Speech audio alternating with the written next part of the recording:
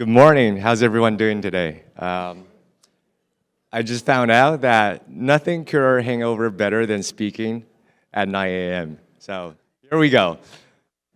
Today I'll talk about my time at Nestle and how I build next day and 2-day delivery network for Nespresso, for Purina, for Freshly, and how I build it on a shoestring budget and in order to compete with faster and faster delivery.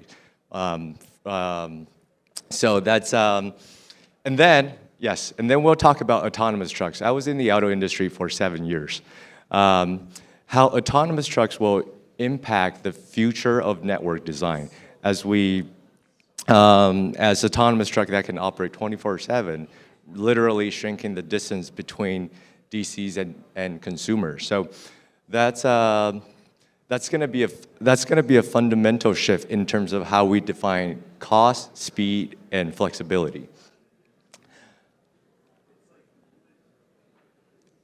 As you know, Nestle, you may know Nestle from Kit Kat, Nestle from DiGiorno, Haagen-Dazs, coffee made creamers.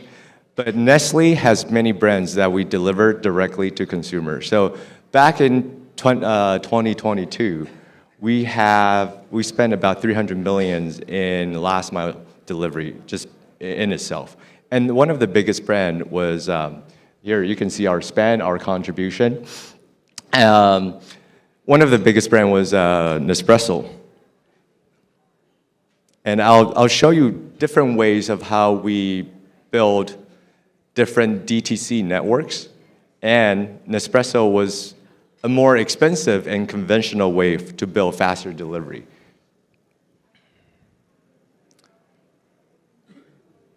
The strategy was simple. The plan was to increase 4 DCs to 7 DCs. A constellation of, and then if you guys want a picture like this, the slide, you could just email me later, so you don't have to look at the blurry pictures on your cell phones. So for Nespresso, a constellation of DC, each positioned closer to the customer to enable same day or next day delivery. For Nespresso, logistical cost was less of a concern because when your margin is closer to 60% for a CPG good, that's logistics cost is less of an issue. So within Nestle, we also had a different, very, very different DTC network strategy for a different brand. So as you can see here, Nestle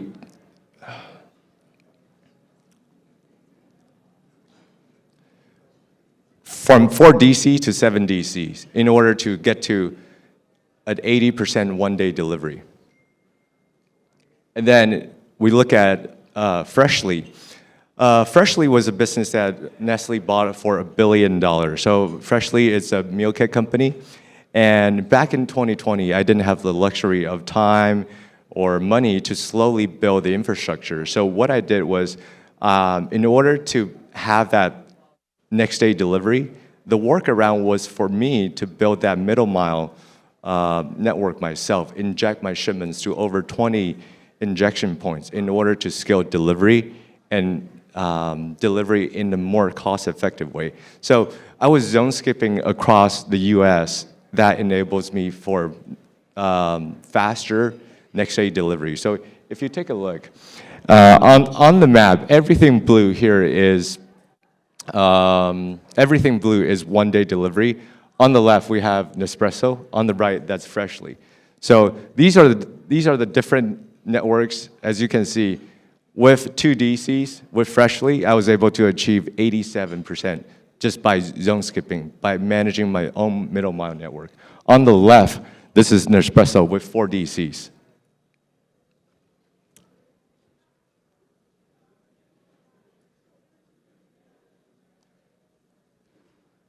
And another major benefit, if you look at the unit economics, so Freshly boxes, I was able to drive the cost down to $7 per box, as opposed to Nespresso when you're shipping 5-pound capsule boxes. Because of the carrier mix that they were using, it's $8. So, and then at the same time, you can look at Purina. Purina, if you're shipping with UPS and FedEx, you have to pay these rates. So by managing your own middle mile, employing multi-carrier strategy, this is how I was able to drive down the unit economic costs.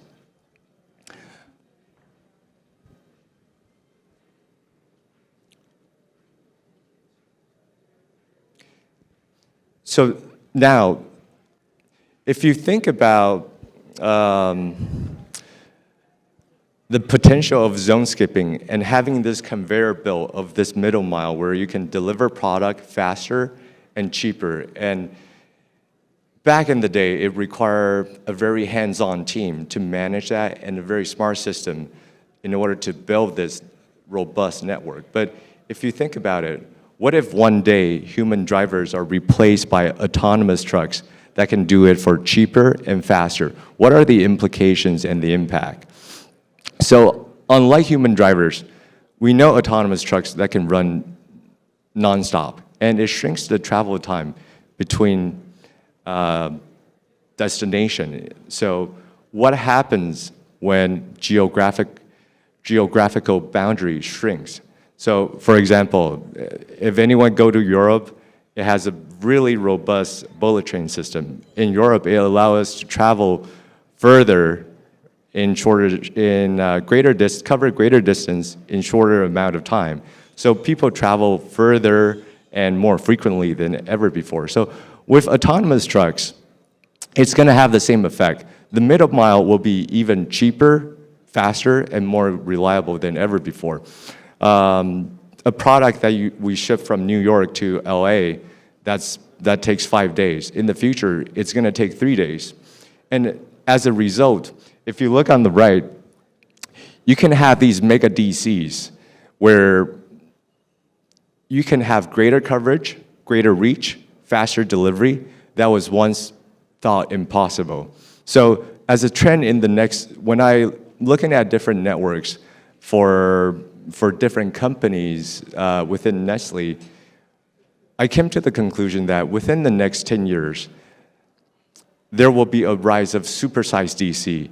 And that is how I compete with faster delivery, micro-fulfillment centers from Walmart, from Amazon. And autonomous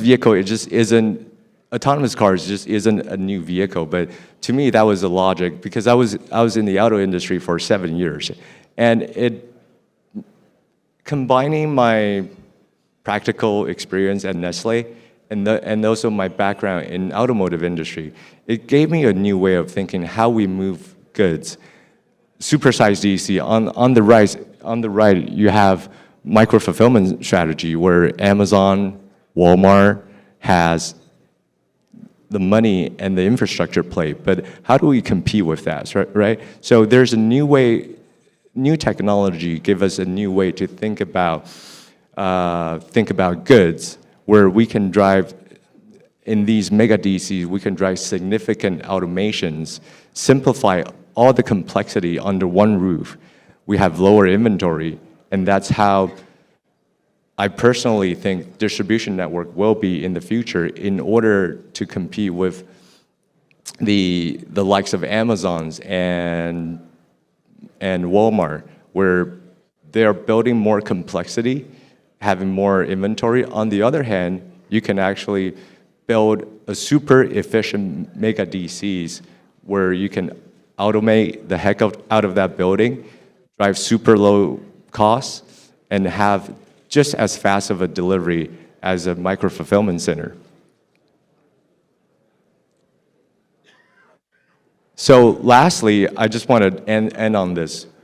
We human, we tend to underestimate the effect of a technology in the short term, but then underestimate the impact in the long run because of, think of, I would say, Warren Buffett, compound interest. small incremental improvements in technological advancement over 10 years' time, that's going to be drastically different than what we think about network approach strategy going forward. So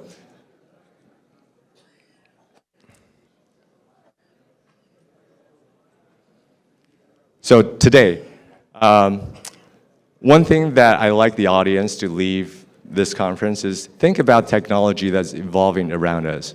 What are things that's up and coming? How will things change in not just the next year, but the next 3 years, next 5 years, next 10 years? These are things that we should be thinking about today and prepare our operation, prepare the company, prepare the strategy in order to capture that when the opportunity comes. Thank you.